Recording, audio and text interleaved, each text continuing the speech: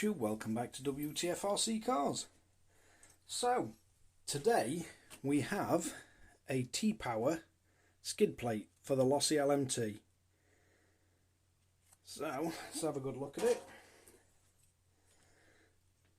So it's supposedly stainless steel, does feel really tough, and it does come with a bunch of these, and these are 2mm heads, hex heads, same as the stock bolts. And it should just sit there. Now it's entirely up to you whether you have the arrows pointing forward or the arrows pointing back, because it looks like it's identical whichever way you do it.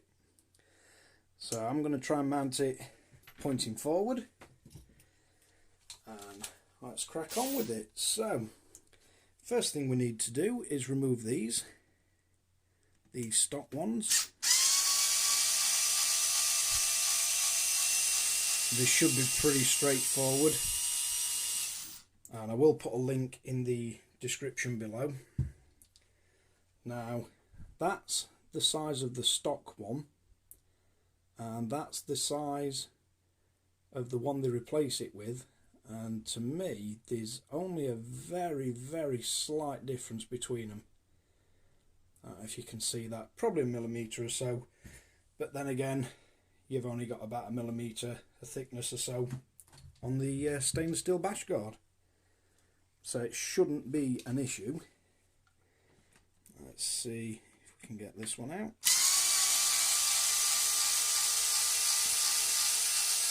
It doesn't however say whether the new screws are stainless steel or not.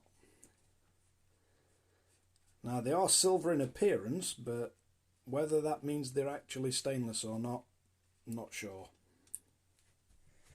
They do look the same colour as the actual skid plate itself. Let's see if we can get these out now.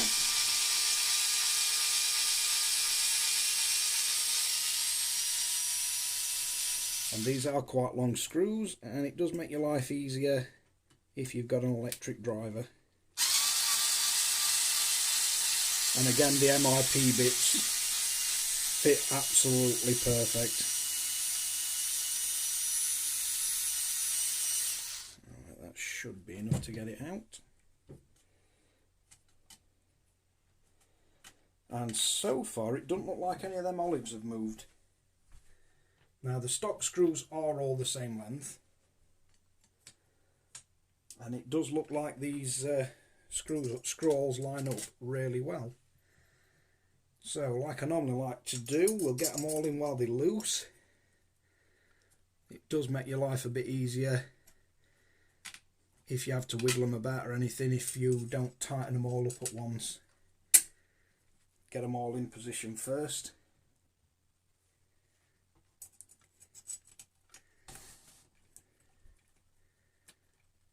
Let's see if we can get this last one to go in. Yep.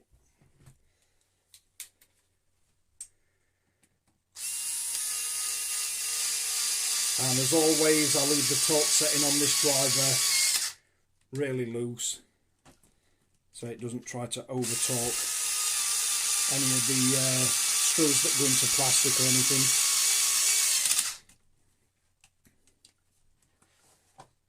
Let's see if I can get to that side without sending the camera flying. Definitely going to need a bigger workbench.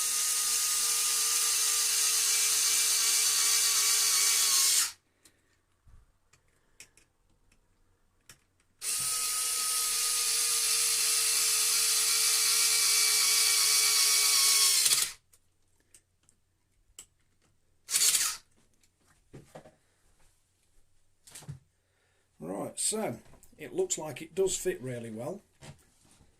I'm not seeing anything fouling the suspension links anywhere.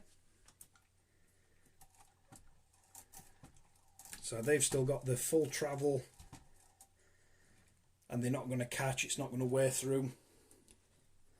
But let's see if I can get you a nice close-up view of it.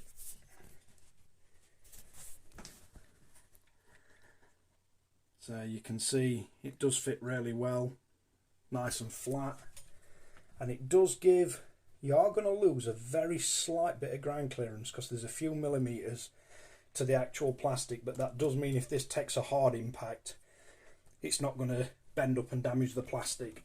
So let's see if we can flip this gigantic LMT over. So that's how it sits. It does look really nice.